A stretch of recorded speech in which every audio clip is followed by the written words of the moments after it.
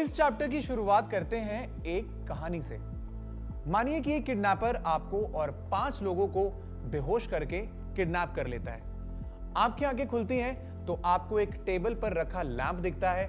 उस लैंप के पास 6 paper cups होते हैं। तभी किडनैपर वापस आ जाता है और अपनी गन लहराते हुए आपसे बोलता है कि अब एक डेंजरस गेम खेलने का टाइम आ गया है। तुम्हारे सामने 6 पेपर कप्स हैं, इनमें से 5 खाली हैं और एक के नीचे नाइफ है। तुम सबको ये कप्स क्रश करने हैं अपने हाथों से। अब वो आपकी तरफ मुड़कर कहता है और तुम ये डिसाइड करोगे कि तुम सबसे पहले जाओगे, फोर्थ जाओगे या लास्ट जाओगे। अगर अपनी बारी आने पर तुम मुझे ये बता दो कि किस कप के नीचे नाइफ है तो भी मैं तुम्हें जाने दूंगा।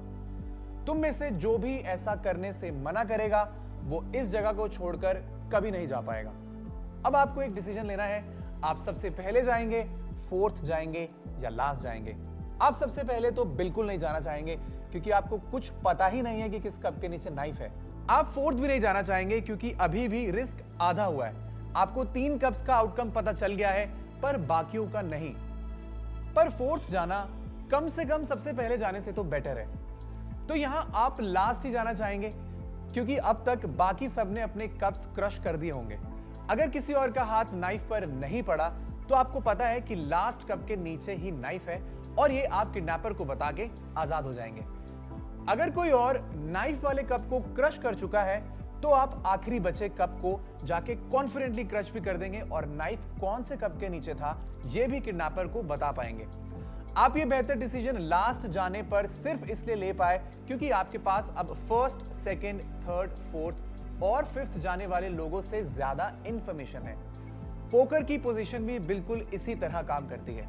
चलिए अब सीखते हैं कैसे। पोकर टेबल पर हर सीट एक पर्टिकुलर कैटेगरी में आती है जो पोकर प्लेयर्स को आसानी से पहचानने में मदद करती है कि उन्हें उस पोजीशन से कौन से हैंड्स खेलने चाहिए और उनके अपोनेंट्स अपनी अपनी पोजीशन से किस तरह के हैंड्स खेल सकते हैं। आपकी चॉइस ऑफ हैंड्स मेजरली इस बात पर डिपेंड करती है कि पहले खेलने की बारी किसकी है, आपकी या आपके ओपोनेंट्स की। इसके पीछे की वजह को हम इस चैप्टर में समझेंगे। तो आइए सबसे पहले उन 3 कैटेगरीज को जान लेते हैं जिनमें ये सारी पोजीशंस डिवाइडेड हैं। ये 3 कैटेगरीज हैं, number 1 early position, number 2 middle position and number 3 late position. एक 6 प्लेयर्स वाले टेबल में पहली 3 सीट्स कैटेगरी 1 में आती हैं जो कि अर्ली पोजीशंस हैं। इन सीट्स को हर प्लेयर से पहले अपना डिसीजन लेना होता है, इसलिए उनका डिसीजन बहुत मुश्किल है क्योंकि उन्हें इस बात का कोई अंदाजा नहीं है कि बाकी प्लेयर्स कैसे खेलने वाले हैं। इन पोजीशंस में खुद को सेफ रखने के लिए एक ही तरीका है कि आप यहां से सिर्फ हाई एंड हैंड्स खेलें, जैसे कि ace ace, king king, queen queen, jack jack, 10-10, 9-9, 8-8, 7-7, ace king, ace queen, ace jack etcetera. अगली कैटेगरी में अर्ली पोजीशंस के बाद वाली एक सीट आती है। अर्ली पोजीशन के बाद में बैठे प्लेयर को अर्ली पोजीशन के प्लेयर्स का एक्शन तो देखने को मिलता है पर उनको अपना एक्शन हैंड में बाकी बचे प्लेयर से पहले लेना पड़ता है।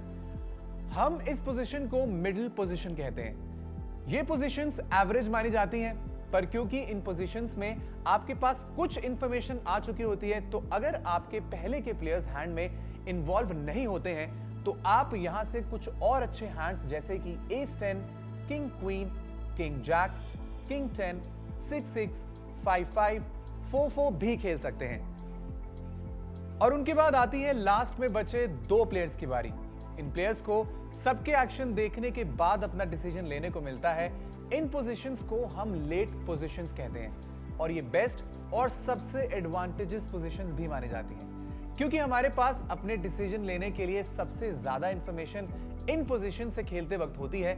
लेट पोजीशन से अगर आप देखते हैं कि बाकी प्लेयर्स उस हैंड में इन्वॉल्व नहीं हो रहे हैं तो आप अपने खेले जाने वाले हैंड्स की लिस्ट में कुछ और कॉम्बिनेशंस भी जोड़ सकते हैं, जैसे कि queen jack, queen 10, queen 9, jack 10 suited, 10 9 suited, 8 9 suited, 7 6 suited, 4 5 suited और साथ ही बाकी बचे पेयर्स जैसे कि 2-2 और 3-3 एटसेट्रा। पर जब आप छोटे सूटेड कार्ड्स खेल रहे हो तो वो बोर्ड से कितना कनेक्ट हुए हैं इस बात का बहुत ध्यान रखें।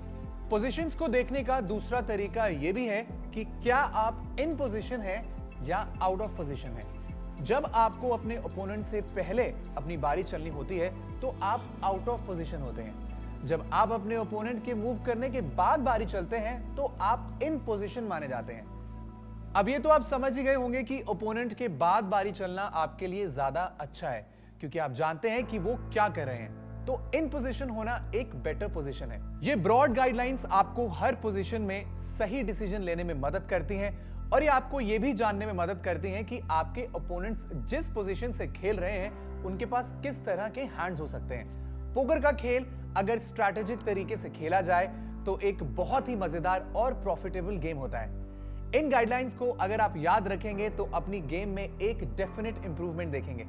Coming back to the game, हर हैंड खत्म होने के बाद बटन या डीलर पोजीशन क्लॉकवाइज मूव करके नेक्स्ट प्लेयर पर चली जाती है और हर प्लेयर की पोजीशन चेंज हो जाती है।